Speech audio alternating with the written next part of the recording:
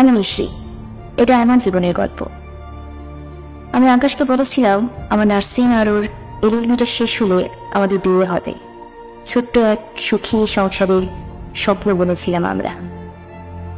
হঠাৎ একদিন আমার জীবনে ঝড়ের মতো এলো বিপ্লব। রাস্তাঘাটে বিরক্ত হতে হতে সূর্যের সীমা ছাড়িয়ে যাচ্ছিল আমার। আকাশ সবটা যেন বলেছিল আমি দেখছি কি করা যায়। কিন্তু ভাগ্য আমার সহায় হয়নি। ভাই আপনার সাথে একটু কথা ছিল। হ্যাঁ, কে প্রবলেম কি?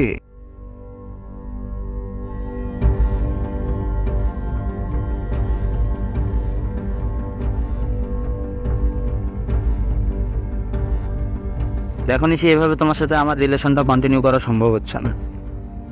আমি ব্রেকআপ চাচ্ছি। আমার স্বপ্নগুলো ভেঙে চুরমার হয়ে যায় আকাশের একটা কথা শুনে।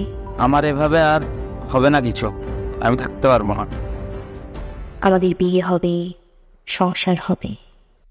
হায় আল্লাহ, আমি এগুলো কি করছি ওর সাথে? আমি কেন করলাম?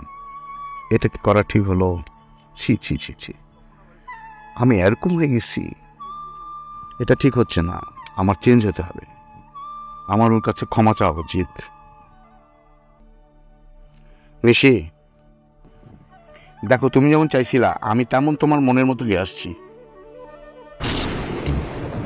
তোর সমস্যা নেই আমার পরিশ্রম নেই। মানব হৃদয় বড়ই বিচিত্র।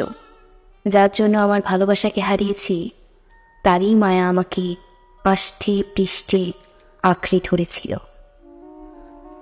আমি পাপের সাগরে ডুবে হয়তো নিজের হাতেই জীবনটা ধ্বংস করেছিলাম। আমি ভেঙে দিয়েছিলাম আমার পিতৃমাতৃহীন সংসারী ভাইয়েদের আশা, ভরসা, বিশ্বাস, সবকিছু। আজ বাস্তবতা জীবনের সন্ধিক্ষণে বেঁচে আছি মৃত মানুষের মতোই। কখনো মনে হয় মানুষটা হয়তো ফিরে আসবে, আমি দিতে পারবো এই সন্তানের পিতৃ পরিচয়।